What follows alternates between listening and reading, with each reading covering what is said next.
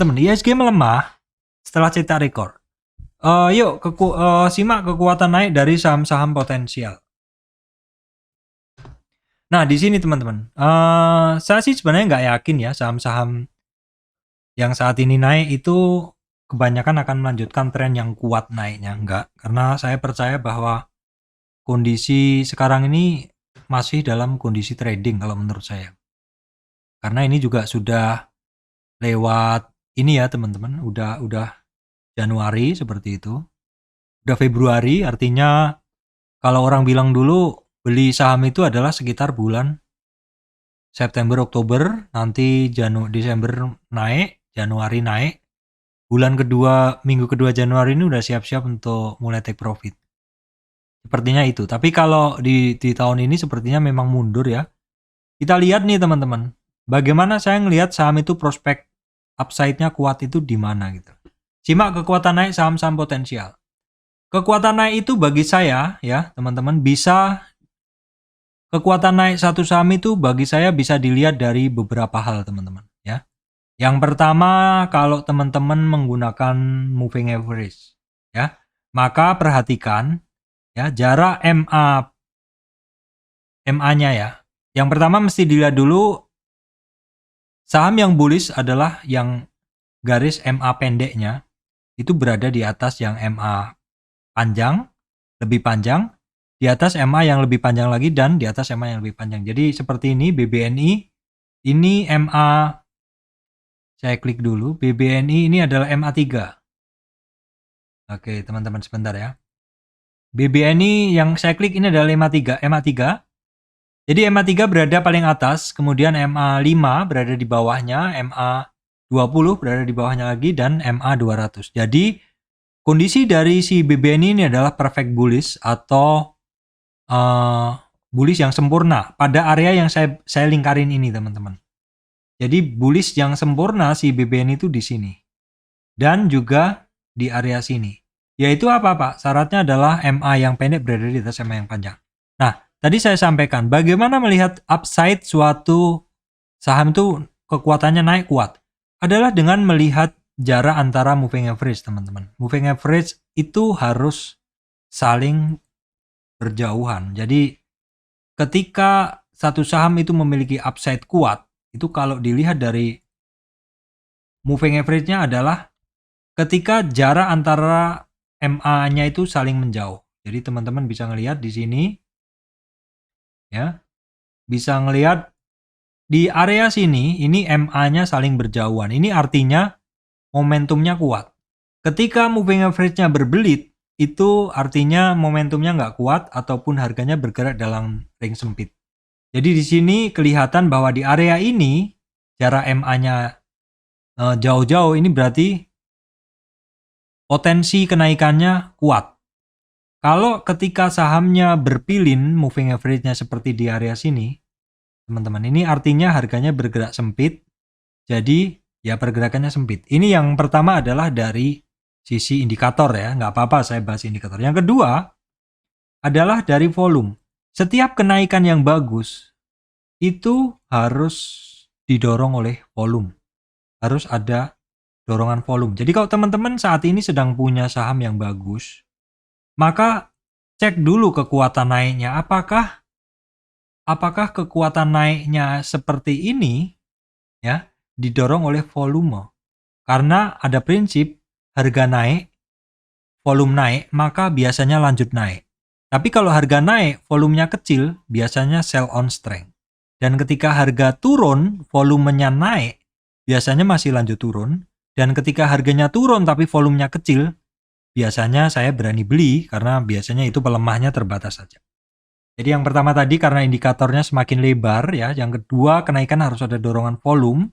Dan yang ketiga, ini kalau dari sisi indikator. Yang pertama memang harus yang diperhatikan adalah harganya naik dulu. Harus ada dorongan volume ya. Yang ketiga, yang pertama harganya naik, harus didorong volume yang kenceng. Dan juga indikatornya adalah berjauhan.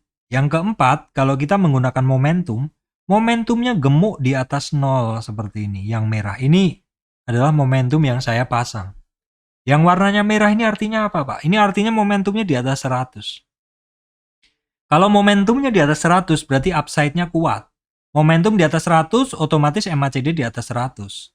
Tentang bagaimana interpretasi MACD, kapan saya masuk, kapan saya keluar, silahkan lihat video saya tentang MACD. Nah, berarti Pak yang di sini ini momentumnya aslinya lemah. Iya, ini aslinya lemah. Kenaikan BBNI sekarang lemah. Ini terbukti juga kenaikannya nggak se-upside kemarin. Jadi memang di area sini memang areanya bullish. Area bullish dalam saham itu kadang cuma 3 bulan teman-teman. Yaitu di bulan akhir tahun, September, Oktober. Ini BNI. Kemudian BRI coba gitu. Sama. BRI juga sama teman-teman.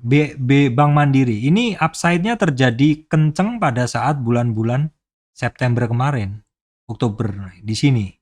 Di sini secara harga up, secara volume up, secara indikator pasti akan mengikuti up semua.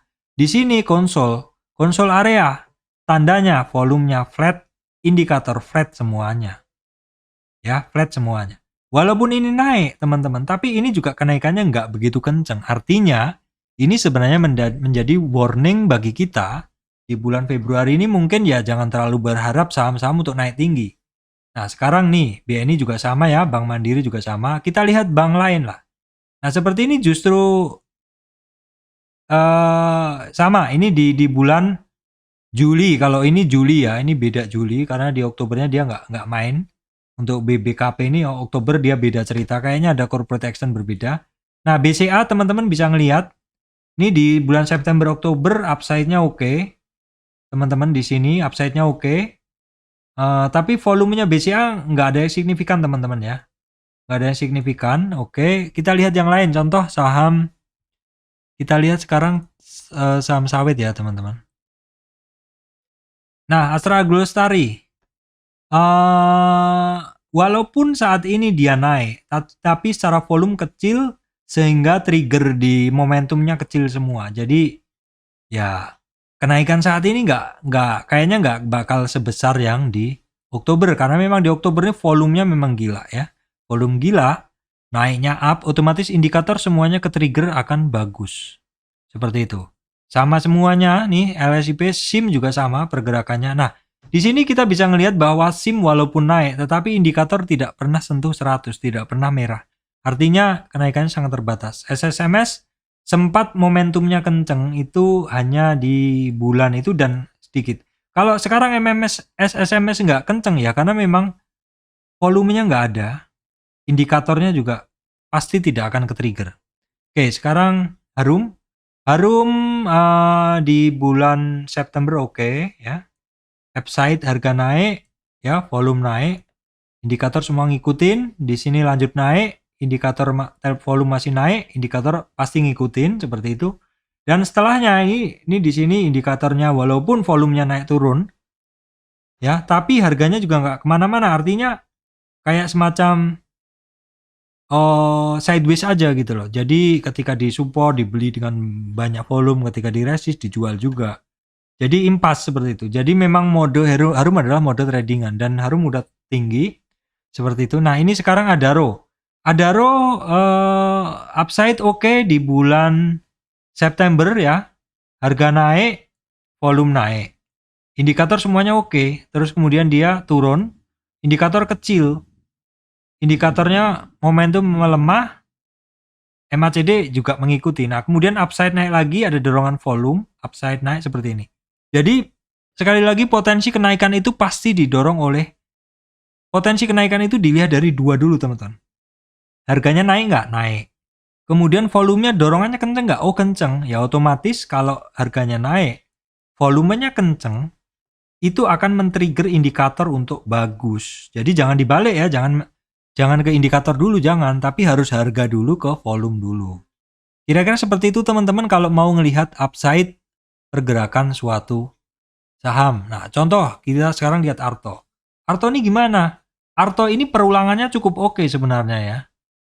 Perulangannya cukup oke ya. Dari dulu memang Arto ini perulangan cukup oke. Kita bisa ngelihat di sini dia ada upside volume ya, ada indikator ke-trigger bagus. Upside lagi ya. Volumenya kecil, jadi harus hati-hati. Walaupun di sini ada upside, volumenya kecil, indikatornya sih oke, tapi volumenya teman-teman, volumenya dia nggak begitu ini.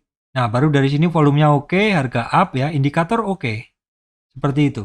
Jadi sebenarnya saya juga nggak sepenuhnya lepas dari indikator. Cuman memang yang saya lihat pertama adalah harga dan volume Fibo. Kalau indikator itu sifatnya adalah pengambil keputusan tambahan. Oke teman-teman, saya rasa itu yang bisa saya sampaikan. IHSG masih melemah setelah cek rekor. Di sini saya bahas di bagian akhir adalah cara melihat kekuatan naik suatu saham. Demikian dari saya, Surya MS Retail Investment. Terima kasih teman-teman semua.